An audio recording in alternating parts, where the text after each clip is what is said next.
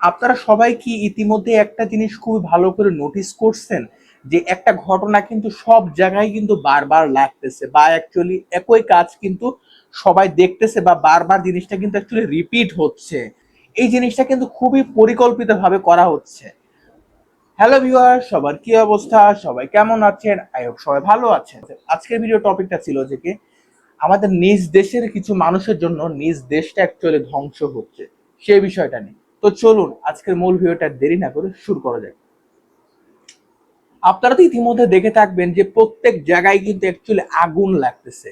কিছুদিন আগে আমরা যেটা দেখে আসলাম যে এয়ারপোর্টে, কার্গোতে বা স্টোর হাউসে, যেখানে অ্যাকচুয়ালি বিদেশ থেকে মালপত্র এসে আমাদের বাংলাদেশে স্টোর হয়, ওই সব জায়গাতে দেখছেন কোটি কোটি টাকা কিন্তু পুড়ে ছাই হয়ে গেছে।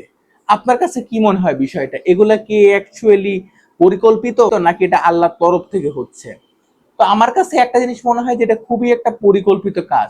কারণ একটা জিনিস চিন্তা করেন, এত এত জায়গা থাকতে মেইন মেইন জায়গাতে কিন্তু আগুন ধরতেছে, বা বড় বড় জায়গাতে স্পেশাল কিছু স্পেসিফিক ছাড়া।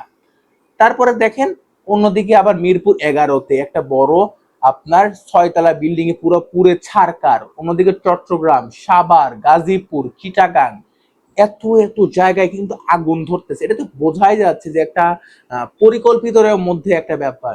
নিজ দেশের কিছু রাজাকারের জন্য বা নিজ দেশের কিছু মানুষদের জন্যই কিন্তু আমাদের দেশটা কিন্তু এরকম অ্যাকচুয়ালি ধ্বংস হচ্ছে। নিজের কাছে অ্যাকচুয়ালি বলতে খারাপ লাগে যে মানুষজন আসলে নিজ দেশটাকে নিজ হাতে ধ্বংস করতেছে।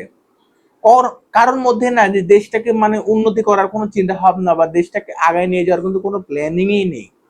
এর জন্য কিন্তু কিছু কিছু মানুষ এখন, বা ম্যাক্সিমাম মানুষই এখন দেশের বাইরে চলে যাচ্ছে শুধুমাত্র এই দেশের এই পরিস্থিতির কারণে, বা কিছু রাজাকারদের কারণে, যে দেশটা অ্যাকচুয়ালি ধ্বংস হয়ে যাচ্ছে। এখন আমার কাছে মনে হয় যদি আমরা এই জিনিসটাকে রিকভার করতে চাই বা অ্যাকচুয়ালি লাইফে আগাইতে চাই, প্রত্যেকটা মানুষের না একটা পরিবর্তন আসা জরুরি।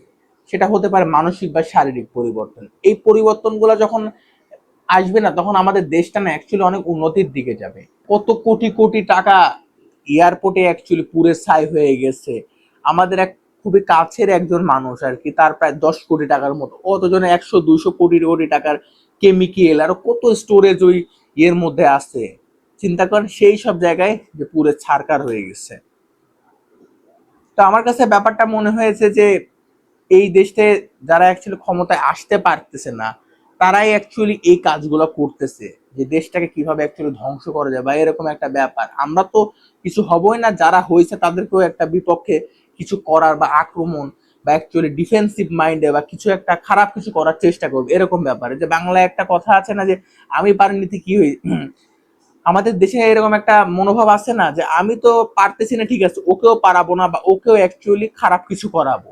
এই যে অ্যাকচুয়ালি হচ্ছে জেলাস ফিল, এই কারণেই কিন্তু আমাদের দেশের অ্যাকচুয়ালি এই অবস্থা। দেশের উন্নয়নের কথা যদি বিন্দু মাত্র আমাদের বাংলাদেশের কেউ ভেবে থাকে বা যদি করার কেউ চেষ্টাও করে, তা দিয়েও কিন্তু আসলে সম্ভব না। আমাদের সবাইকে পুরো বাঙাল জাতিকে অ্যাকচুয়ালি ভিতর থেকে বা চেঞ্জ হতে হবে।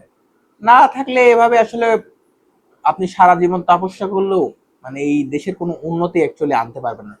সারা জীবন ধ্বংসই থেকে যাবে। কারণ আমার কাছে মনে হয় মানুষের আসলে মানসিক সমস্যা বা অ্যাকচুয়ালি মানসিকতা যদি পরিবর্তন হয় না, তবেই এই দেশটা অ্যাকচুয়ালি উন্নতি হওয়া সম্ভব। তা না হলে এরকম যাচ্ছে, এরকমই জীবন যাবে সবার। তো এই ছিল আজকে ভিডিওটা। তো ভিডিওটা কেমন লেগেছে সেটা কমেন্টে জানান। আর ভিডিও যদি আসলে ভালো লেগে থাকে একটা লাইক তো অবশ্যই দিবেন, আর চ্যানেলটিকে তো অবশ্যই সাবস্ক্রাইব করুন। তো আজকে এখানে শেষ করছি। আল্লাহ হাফেজ।